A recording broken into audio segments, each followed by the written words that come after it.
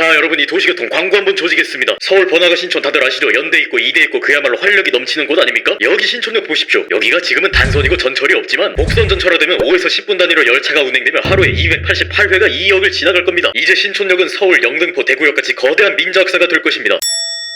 경의선 신촌역은 2호선 신촌역보다 오래됐고 100년 넘은 역사를 지녔지만 어째 경의선 신촌 민자 역사는 그 규모에 비해 굉장히 부족해 보이기도 하고 여러모로 많은 생각이 듭니다. 안타깝게도 이 역은 철도와 관련한 부동산 허위 광고 사례에 레전드를 찍은 역입니다. 신촌 민자 역사 계획은 1990년대 초반부터 계획되어 2006년에 문을 열었습니다. 주변에는 연대와 이대를 필두로 한 활발한 상권인 신촌이 있으며 단선 디젤 열차가 운행하던 경의선이 복선 전철화가 완료된다면 접근성도 좋아질 것으로 예상되기 때문에 경의선 신촌 민자 역사는 성황리에 운영할 수 있을 것으로 기대됐습니다. 이 과정에 신촌 민자 역사의 문을 연 모 쇼핑몰은 상가 분양 광고를 하게 되는데 경의선 복선 완료 시 288회 10분 간격 운행이라는 역대급 허위 광고 문구를 삽입하게 됩니다. 이 문구는 엄밀히 따지면 틀린 말은 아니었습니다. 경의선 신촌역은 서울역으로 가기 전 마지막 역이기도 하니 수많은 열차가 오고 가는 곳이기 때문입니다. 문제는 이 수많은 열차들이 흔히 지하철이라고 생각하는 통근형 전동차가 아니라는 점입니다. 신촌역을 지나가는 288회 10분 간격 운행하는 열차의 대부분은 여객을 취급하지 않은 공차 회송 열차였고 이 중 여객 취급을 하는 열차는 시간당 한 대로 운행하던 통근 열차가 전부였습니다. 그리고 업체가 강조한 경의선 복선화라는 문구 역시 잘못된 게 애초에 경의선 복선 전철화 사업은 본래 용산 문산 구간으로 계획됐고 가좌 신촌 서울역 구간은 복선 전철화 계획이 없었습니다. 이도 그럴 것이 경의선 가좌 서울역 구간은 각종 차량 기지의 존재로 다양한 열차들이 매우 많이 다니므로 과거부터 지금까지 선로 용량 포화 문제에 시달렸습니다. 이에 따라 경의선 전철 개통 이전부터 운행하던 서울역행 통근 열차도 1시간에 한 대꼴로 운행했을 정도니까요. 물론 경의선 용산 구간 복선 전철화 사업이 지하화 문제와 사고 등으로 개통 연기됐고 문산부터 디지털 미디어시티 구간을 1단계 구간으로 개통하되 지역 주민들의 접근성을 높이기 위해 임시로 서울역행 전동차를 1시간에 한 대꼴로 운행하게 됨에 따라 결과적으로 신촌역에 전동차가 정차하게 되긴 했습니다. 문제는 정차하는 전동차가 5에서 10분 간격이 아니라 1시간에 한 대였다는 겁니다. 이 황당한 사실을 알기 어려운 투자자들은 해당 광고의 진실을 알기 어려웠습니다. 하지만 이후 이 광고가 허위 사실임을 알게 된 후 다들 어이가 없었죠. 결국 허위 광고 집단 소송이 이어졌고 해당 업체는 분양금 188억 원을 돌려주라는 판결을 받게 됩니다. 이후에도 신촌역 민자 역사의 공실률은 여전히 높고 활용 방안들은 나오고 있지만 아직까지도 진전은 미미합니다. 경의선 신촌 민자 역사의 실패는 비단 전동차 운행 횟수 허위 광고뿐 아니라 의류업계 트렌드와 신촌 상권 변화, 시장조사 실패도 있지만 철도 정보를 알기 어려운 일반 시민들을 대상으로 분양 실적을 높이기 위해 교묘한 눈속임을 했다는 점에서 시사하는 바가 큽니다.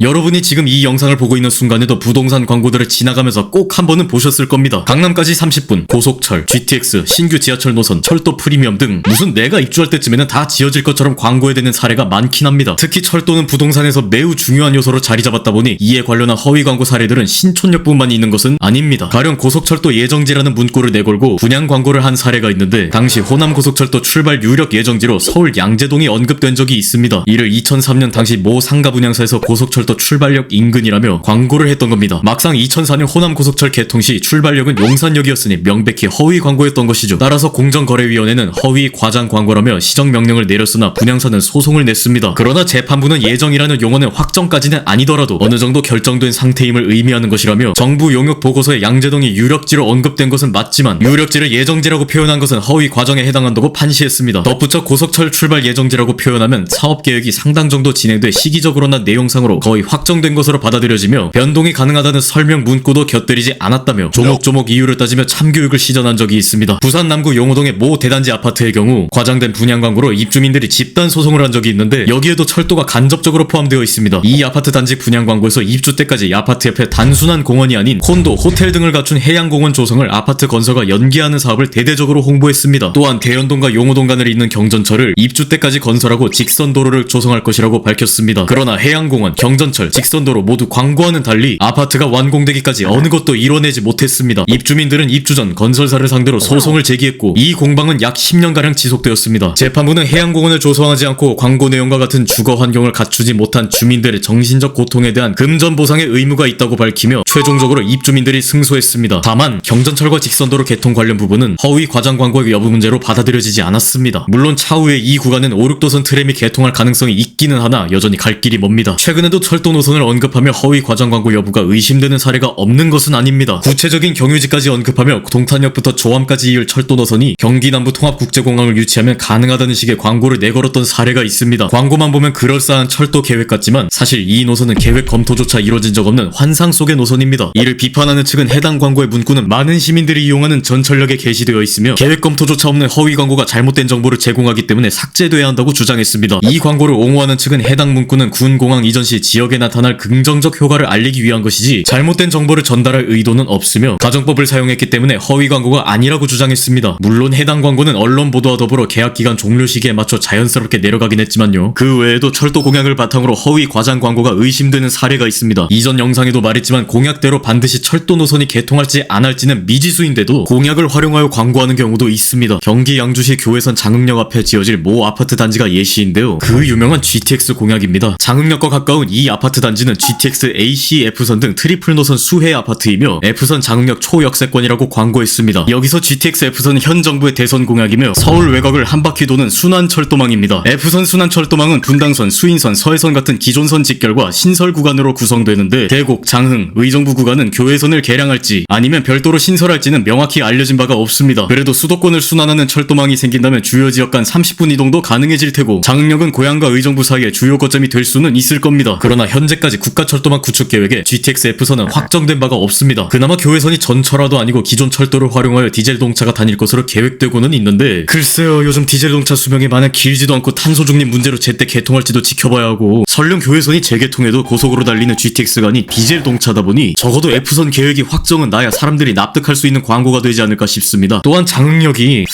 어딜 봐서 트리플 노선 수혜지라고 할 수 있는 건지 저로서는 이해하기 어렵네요. 장흥역부터 대곡역까지 직선거리로 따져도 15km, 의정부역까지 9.5km인데 요즘 노선 수혜지는 10km 단위로 재는 건가? 무슨 과거 부산인 볼트 마냥 1km 1분을 이동하고 뭐 그런 건가? 하여튼 아무리 광고라지만 너무 낙관적인 요소만 쏙 빼와서 여기 좋습니다 라고 밝힌 건 오해의 소지가 다분할 것 같습니다.